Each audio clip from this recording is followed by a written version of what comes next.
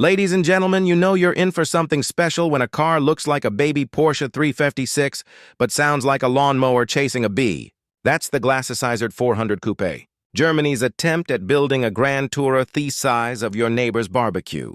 Not the one with the four-burner grill, the rusty one under a tarp. And yet this tinny machine was not a joke. It had real style, engineering ambition, and just enough power to get you to the shops and back without making the evening news. But before we dive in, smash that subscribe button like it owes you Deutschmark.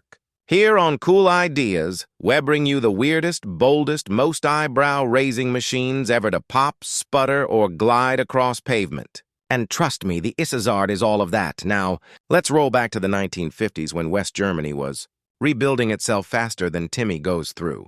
Romantic relationships at the center of that economic miracle stood a small firm called Hans Glas GmbH based in Dingolfing, Bavaria.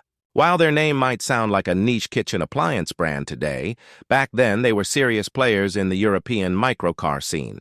The Glas's 400 Coupe began life in 1957 as part of Go TS line. The name Go Mobile was already well known in Germany, thanks to the firm's earlier scooter-based microcars, but that didn't translate soul abroad. In France, for example, Go was unfortunately close to slang for idiot or worse. So Glas made the smart move of rebranding the export versions as the Isard 400, naming it after a nimble mountain goat found in the Pyrenees because nothing says sporty European motoring like an alpine goat. This wasn't some half-baked fiberglass oddball, though.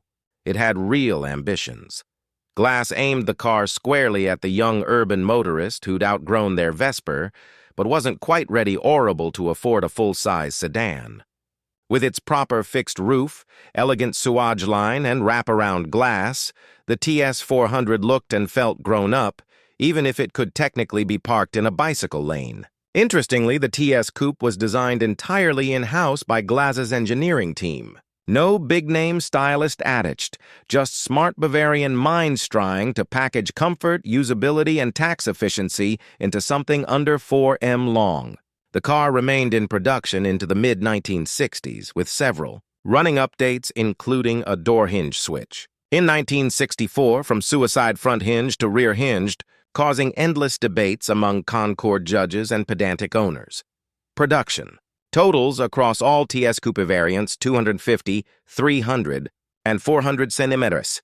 Glas built roughly 66 and 500 units. Of these, around 11,175 were the 400 cubic centimeter models, though no factory-led breakdown confirms that number. Still, that's the figure quoted by most auction houses and enthusiasts, and it reflects the transition away from the smaller 250 and 300 centimeter engines over time.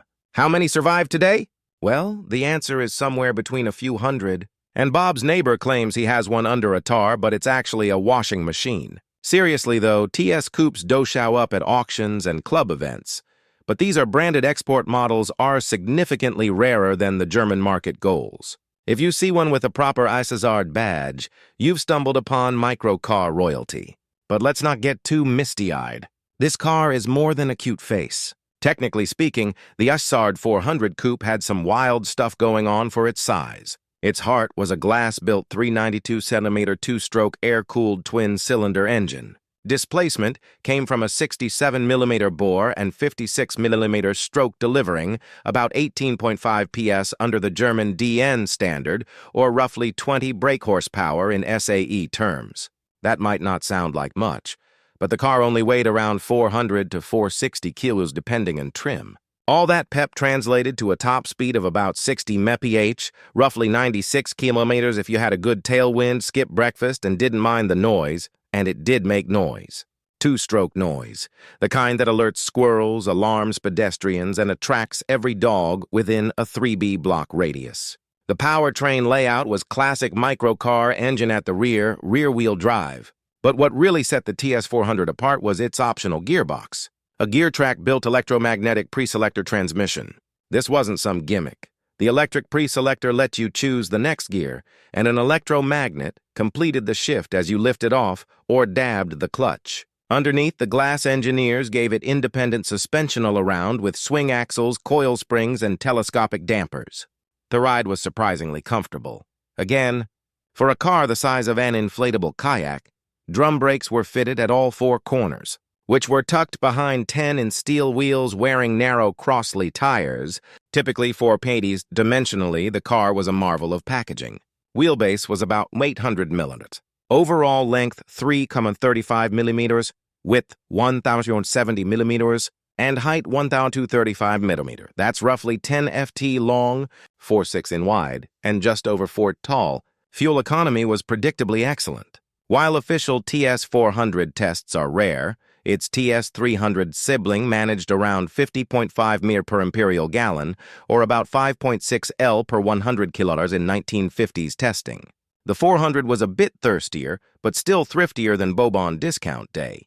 And inside Spartan, but smart. You had a 2-spoke steering wheel, a tidy dashboard, and enough headroom for adults who hadn't had their coffee yet. The seats were more comfortable than expected, and the rear area could fit luggage or possibly Avery well-behaved small dog. It was everything the average European needed, especially if that European wanted to look sharp on the Riviera without paying Ferrari tax. Now, if you were shopping in the 1960s and had about 3,745 Deutsche Marks burning a hole in your corduroys, this little coupe could be yours.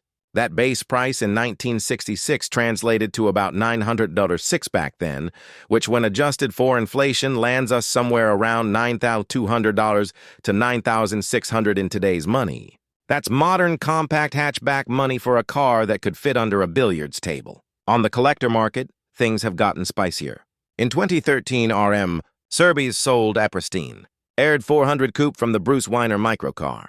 Museum for a cool 42 to 550, another example in 2016. Fetched 24 hours $200, both emphasizing how much condition, originality, and that elusive Isard badge matter. Unlike certain microcars that have gone six-figure silly, the Isard 400 has stayed in the reasonable but rare category for now. So where does that leave us? With one of the most charming, sophisticated, and criminally underappreciated microcars ever built. The Glas's 400 Coupe, aka the Goblet TS400, delivered grown-up aspirations in a half-size package. It had the looks of a grand tourer, the heart of a wasp, and the soul of a Bavarian craftsman who believed cars could be small and still full of character. Whether you admire it for its rare export badge, its curious gearbox, or its audacity to be stylish at 392 centimeters, one thing's clear, this car is more than a footnote. It's a full sentence in the story of post-war European motoring, and we're lucky it survived long enough to be cherished again. A massive thanks to our glorious channel sponsors, our YouTube members who click that little join button and keep the fuel mix and the exhaust note crisp.